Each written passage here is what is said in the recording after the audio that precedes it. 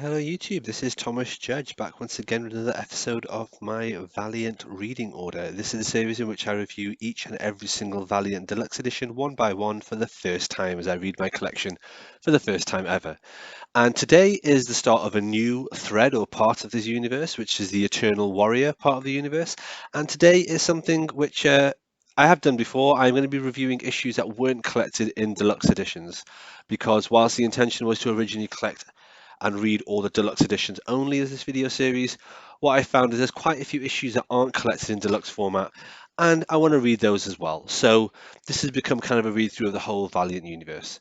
With no further ado, what I'm going to be looking at now is the Eternal Warrior series done by Valiant. Now, it's very easy to get what I'm about to talk about confused with the deluxe hardcover for the Eternal Warrior, which is actually the deluxe hardcover for a subsequent series called Wrath of the Eternal Warrior.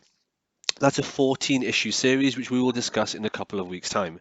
But before that came out, a lot of people don't realize there was another series before that that actually started publication in 2013 and ended in 2014. It was an 8 issue series written by Greg Pak, and it was just called Eternal Warrior. It was collected in 2 different trade paperback editions, which is what I've read, and those trade paperback editions are not subsequently collected in any kind of deluxe edition.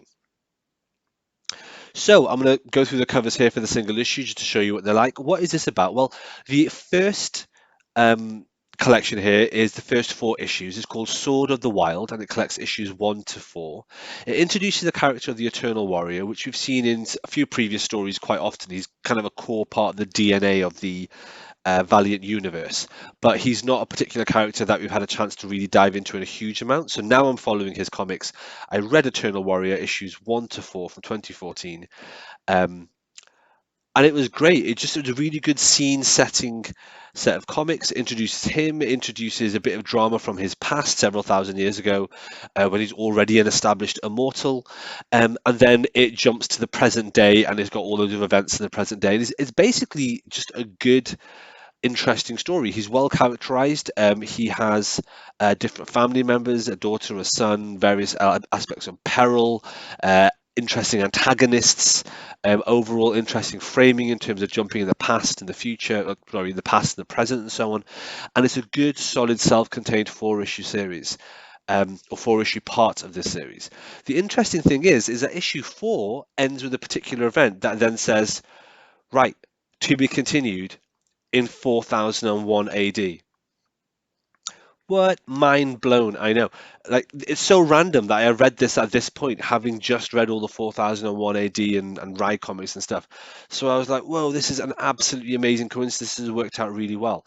And it is really cool because the next trade paperback, which is issues 5 to 8 and is called Eternal Emperor, is another great self-contained story set in the year 4001 AD with the same main character, the Eternal Warrior, and just a whole new series of events which are really interesting and well written, and the character arc is really, really cool. What I will say is that this second arc, the Eternal Emperor arc, issues 5 to 8, isn't really set in 4001 AD per se. I mean, I suppose having read the event 4001 AD, we've got the whole thing about New Japan, we've got the whole thing about the character of Father and Rai and all that sort of stuff. This has nothing to do with that. This could have been set in like 3001 AD or 10,001 AD. It's a complete random story, totally divorced of all the context of the 4001 AD framing. And I guess in that sense, it makes sense if you consider the publishing timeline here, because this was written and published well before they got into Rye and 4001 AD and that sort of stuff, as far as I'm aware. So I guess it kind of works as a standalone. It's interesting for me to read this because there's a few very specific and potent events that happen in this, which makes me wonder whether or not this is even in canon or in continuity. And it's going to be interesting to continue reading Eternal Warrior issues and see how what I've read so far jibes in with the events of both of the Valiant, which is the one story I've read where he is a main character, and sort of subsequent Eternal Warrior appearances, which happen, like I say, peppered throughout all the issues that we've read together so far. So there you have it. I'll keep it short, I'll keep it sweet. It's an 8 issue maxi series that people tend to forget. It was never collected in a deluxe edition, it was collected in 2 trade paperbacks. It was released well before the Wrath of Eternal Warrior series, which came out as the deluxe edition. It is a good read. They are two nice, distinct, self-contained arcs, but they work even better together. I really enjoy these. I wish it was collected as a deluxe edition. Whether or not I'll make a custom-bound comic depends entirely on whether or not I subsequently feel this is part of the overarching Valiant continuity, so stay tuned to see what I think about that. But yeah, highly recommend if you're a Valiant fan. If you haven't heard of these and it's easy to overlook them, do track them down. Okay, for next week's reading, we are not going to jump into Wrath of the Eternal Warrior, the deluxe edition.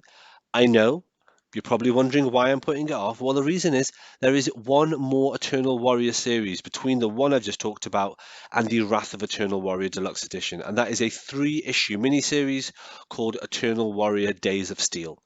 And I'm hoping it's going to be nice and short and sharp and simple, and I will read that for next week's video before we jump back into the deluxe editions. Until then, as always, thanks for watching and stay classy. All right, thanks for watching, everybody. As always, please like, comment, subscribe. As always, please follow me on Twitter at I am Thomas Judge, where I will post a daily review of whatever comics I've been reading. You can get an idea of what I'm up to on the channel. And as always, please support the channel by heading over to Amazon.com and checking out my prose novel about superheroes. It's a completely original piece of work. The first episode in it is called Arrivals, and the series as a whole is called No Gods or Kings. You can find an excerpt of that on my website, nogodsorkings.com. Until next time, everybody, stay classy.